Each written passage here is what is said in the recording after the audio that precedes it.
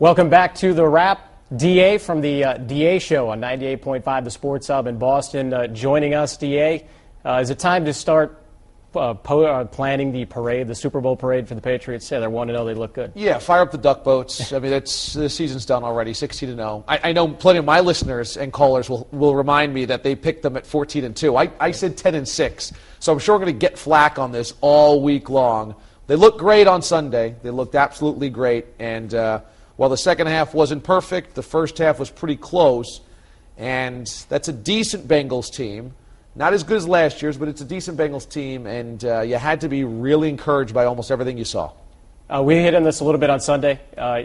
Is the defense still where the most questions are? I know offense, they look really good. Is there still some questions on defense? Yeah, because it's not a one-game season, and now every offensive coordinator has some game film on Devin McCourty, Patrick Chung, Darius Butler, and their tendencies. And if you don't think that offensive coordinators are still salivating over the idea of rookies in your secondary, one-on-one on the outside, or even in the middle of your linebacking core or on the defensive line, you're crazy.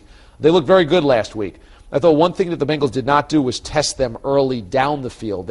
Bengals ran a lot of underneath routes, which if you're Butler and McCourty and Chung, you're happy with because it keeps everything in front of you.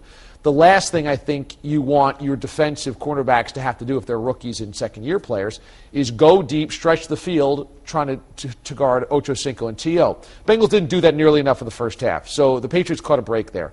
But yeah, that's going to be a question mark all season long. Until we get into December and they're not making any mistakes, you can't go into every Sunday and say we're fine on defense. Not yet. The other big thing is the contract situation. We talked about how we talked about this on Sunday, right after the game.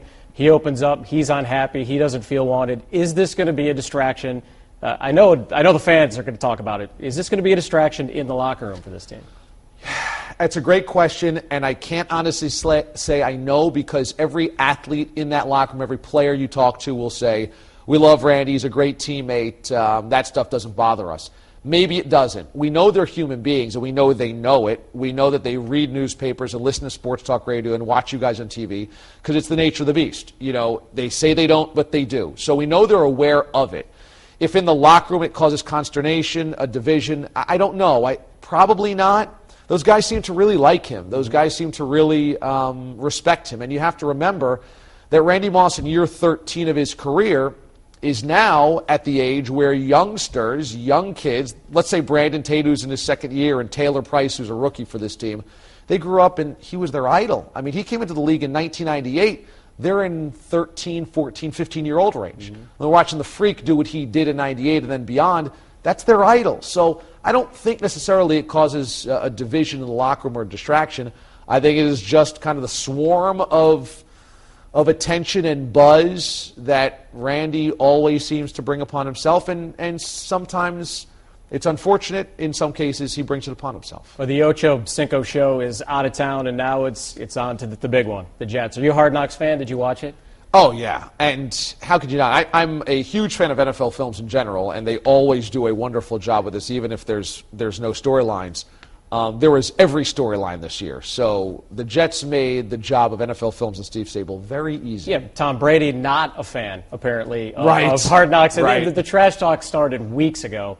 What do you see happening this Sunday between these two teams? I mean, is this the early battle? It's obviously the early battle for supremacy in the AFC East, but I mean, is this something that could catapult one team one way or the other? Well, the Dolphins are 1-0 as well, and while they didn't look great on Sunday up in Buffalo, it just means that there's 1-0 teams in this division battling it out again this weekend, and I don't necessarily think it's a make or break. Last year we saw the Jets win this game, a Week 2 battle at the Meadowlands, and then the Patriots ended up winning the division. So it's not necessarily a make or break, but I love the idea that Week 2 feels this big. Mm-hmm. And I love the idea that it feels like a huge national game and big moment for the squads, because the Patriots are clearly irked by what the Jets talked about all summer long, and rightfully so. The rest of the league has put a target on the Jets. The Jets have accepted the target and put it on their own backs.